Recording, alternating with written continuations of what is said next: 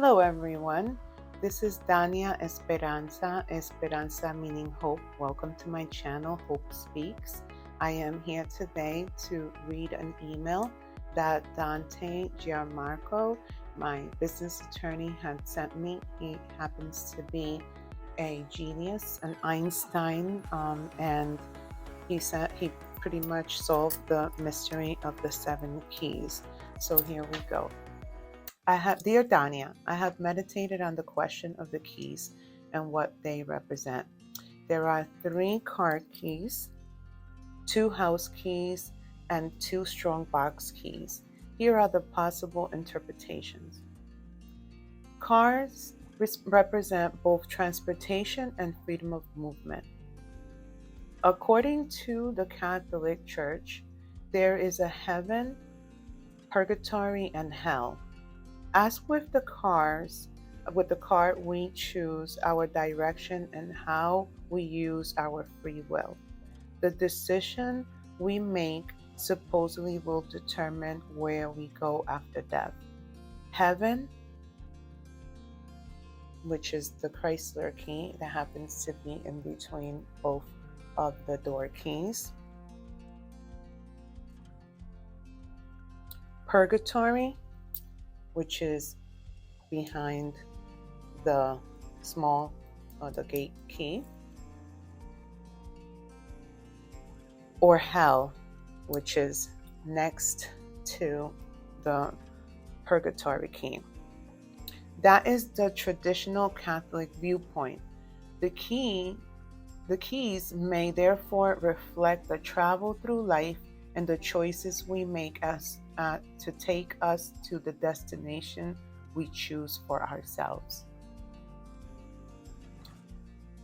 The house keys, which is these 2, the 2 big ones, they're kind of like really big. So they're like from the gate. So according to some theologians of the Middle Ages, there are 2 gates of heaven. The main gate for those who go to heaven directly after death, and a small gate for those who have served their time in purgatory.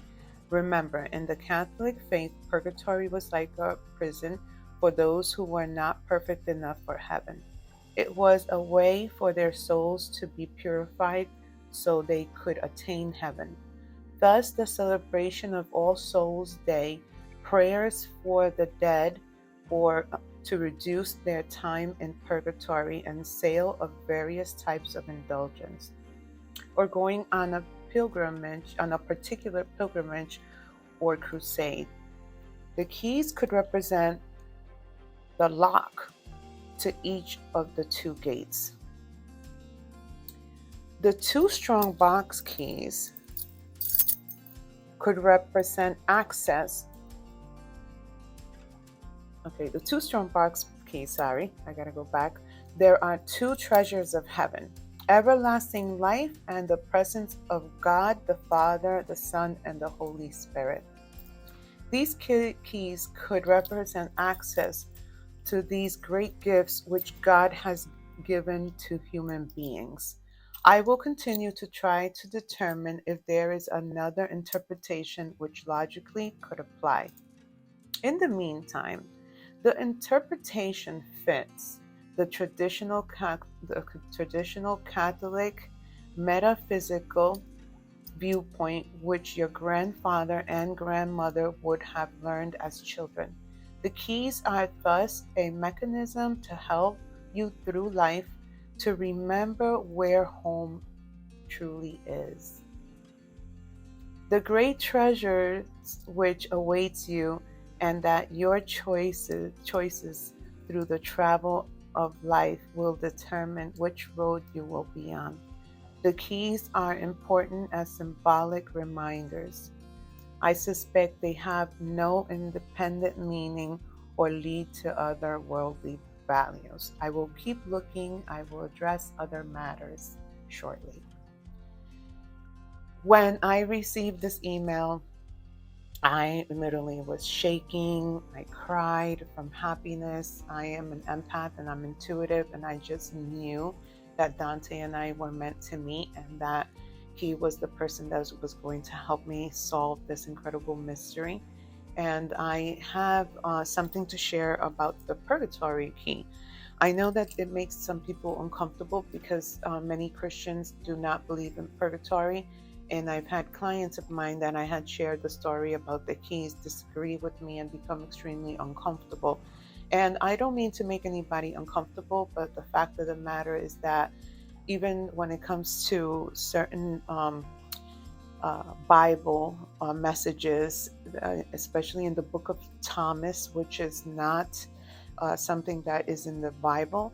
It says that there's going to be information that's going to be given to you that's going to make you uncomfortable. You're not going to agree, and that this is just the way it is. And I understand that there's a lot of things that we have to um, break free from, which is a lot of old belief patterns that set us back. And we should open our minds to the truth, because they say, I'm spiritual, so I'm not so hardcore religious. I'm a hairdresser, and I have clients that are Muslims, and I have the Quran in my room. I have many Bibles, and I believe in all religions. I believe that God is one, and He is here for all of us, and that it doesn't matter what religion you believe, you can make it into heaven right away with the front door key. And it's about love and about kindness and deep healing those wounds within ourselves in order for us to see clearly and not allow our subconscious to be ruled and controlled by demonic entities or evil forces on earth. So I have lots of amazing messages and stories that I have to share. And this has been a story that's been in the works for many years. My grandfather died when I was 7. He left the keys to my father right before he passed away. I did not know of the keys until centuries later when I was in my early 40s after I had given birth to my last child, who happens to be 14 now. I held on to the keys, not understanding exactly what they were. However, I did question the purgatory key.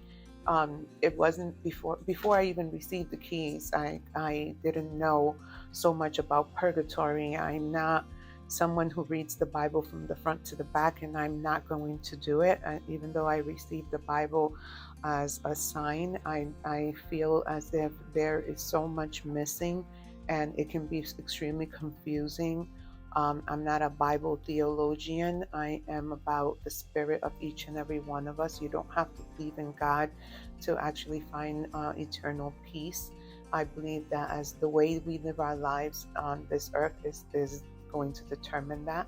So if we are narcissistic and narcissists, and we are evil and cruel, and we don't awaken before we pass, there is a possibility. I'm not going to say that it's going to be hell or heaven or purgatory, but I would say that according to my message, according to what I believe, what I feel, and what I now understand and know, we can be lost. And I could even be lost just because I hold on to these keys and I'm a messenger. It doesn't say if I'm evil, bitch, and I'm cruel to people on earth, I'm not going to make it to inside the door. I believe in God so much that I call Him my father, my dad. And I know that if I don't do the right thing, I will be lost as well, just like anybody else.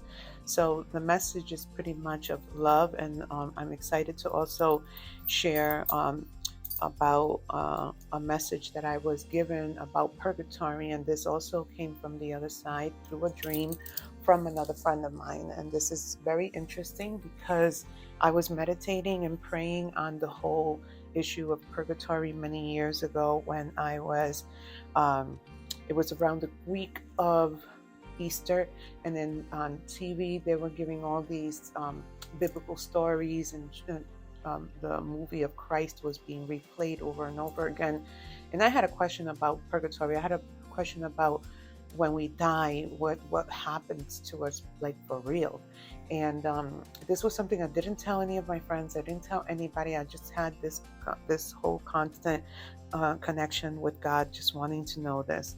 And one day, out of the blue, during that week of Easter, my friend called me up, and she was like shaken. She woke up like panic, and she was like, I had a dream and I had to share it with you. And I said, tell me, because I've been praying on something, and I believe that this is what you're going to share. And she said, I can't tell you right now because I'm rushing to work. I have to get ready. I woke up late. And I said, no, you're not. You're going to tell me this dream, or I'm going to be like showing up at your job, because I have to know. I have to know. That's the way I am. I have a lot of fire in my chart, so I want things quick and now. But I'm working on it. I'm working on it. So she tells me I was in heaven. I know it was heaven because I was surrounded by angels. I was laying down. The angels were looking at me. We were talking through the eyes, and I stood up, and I saw on the side there was a door, and it was see-through, and there were spirits standing behind the door, and they were trying to get in. But I asked the angel. I pointed to the door, asking the angel what was that, and she said, or he, the angel, said, they're not ready to come in yet.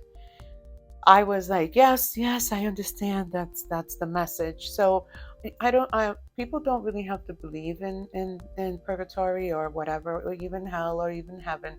But the thing is that we should live our lives as peaceful, as possible. Even with the worst situations, we shouldn't treat each other cruel and manipulate, and gaslighting and narcissistic behaviors and things like that. There's also something about that, because the evil forces and the evil people, or whoever is evil to us and treats us bad and abuses us, sometimes they're actually help us awaken. So it's kind of difficult when you're spiritual to pretty much point fingers and say that that's Satan right there, or that's evil, or this person, because sometimes these people are put in our lives to awaken us. And there's many people that I have in my life who have been extremely cruel and evil, and have done things that when I share on some of my videos about the things that have happened to me, especially as a child, some people will be like, I will never speak to that person again. But at the end of the day, I have evolved, I have grown, I have moved on. And when I look back and I see some of these people, they have not, they're still in that place of pretty much lost while they're here on earth. They think that they're living a happy, joyous life while they're being, you know, not so nice. But they're pretty much driving the vehicle, which I call your brain, because these keys are pretty much a sign of how to work your own mind, because the vehicle that drives you here on earth is your mind. What you think, what you do, and how you do it. If you jump into the vehicle of another who is driving into hell, then you will end up there. Or if you're driving yourself into hell and you bring others in with you, then you are going to pay that kind of consequence and karma. Depending on how God, the big kahuna, I call him my dad, determines it. It's not my place. I am not, that person to judge. But I can say that from my experiences, I have evolved, and I have learned, and I am a better person. I love to talk about the psychology and